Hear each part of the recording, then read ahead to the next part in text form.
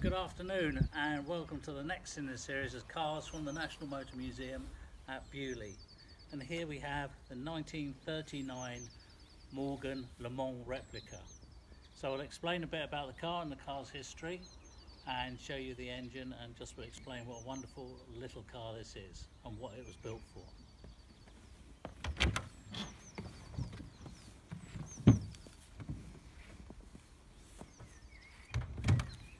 So, as described, 1939 Morgan Le Mans replica. Now you hear the word replica.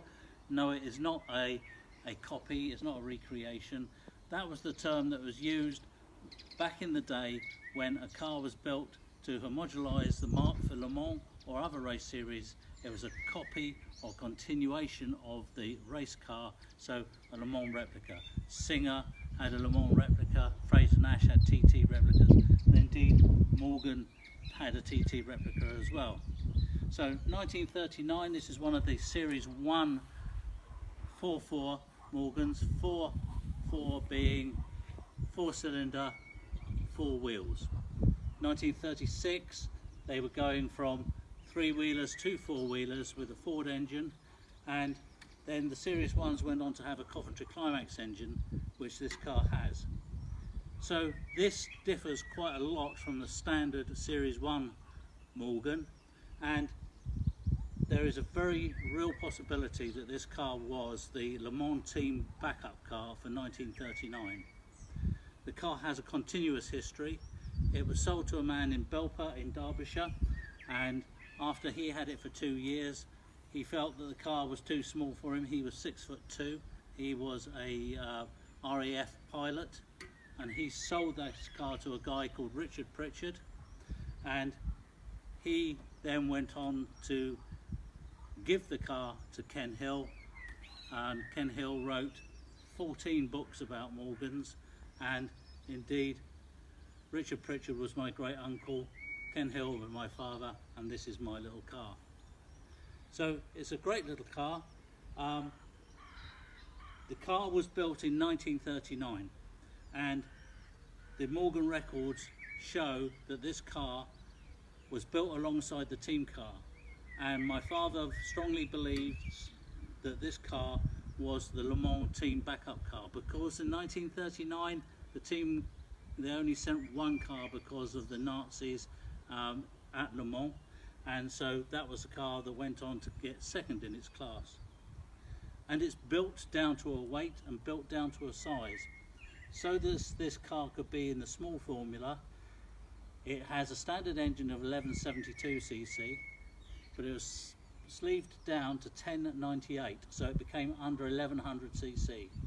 Also, the car weighs 2 pounds less than half a ton, so it's under half a ton and under 1100cc.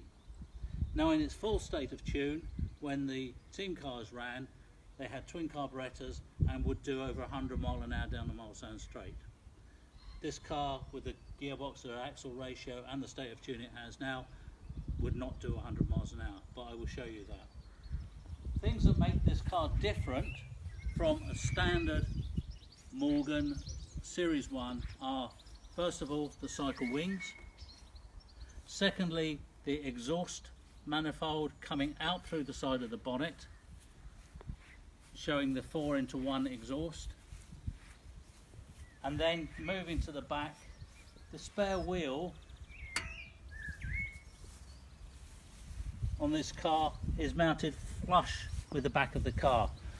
That's because the Le Mans cars had twin fillers, and all of this space was a large fuel tank, so that the spare wheel was laid flat to give you more room for fuel. It has a Moss 4-speed gearbox, and weirdly enough, first gear is where third normally is, so you go from first, second, cross, third, fourth. The car at the moment, the way in its current state of tune, is 54 horsepower.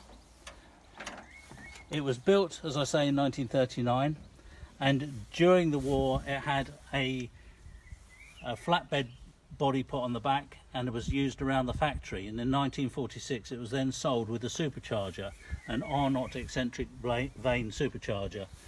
However, whilst the car was in my father's ownership, the supercharger seized and he returned it to normally aspirated. So we have a single Solex downdraft carburettor, and this is inlet over exhaust Coventry Climax engine, so it's an F head. So you have the side valve exhausts and the overhead inlet valves. As I say, it won't do 100 miles an hour now. It happily cruises at 54 miles an hour. Will do 70, but I think that's pushing it. It is such a sweet little car, and it drives so beautifully. It's just a wonderful thing. The good thing is that unless you are on a fast road, on a normal A roads and driving around the forest, the brakes are good enough, and the car generally performs well enough to keep up with modern traffic. So it's a great little car to drive. But little is the word. The wheel size is the same as an Austin 7. These are called Sankey Easy Clean wheels.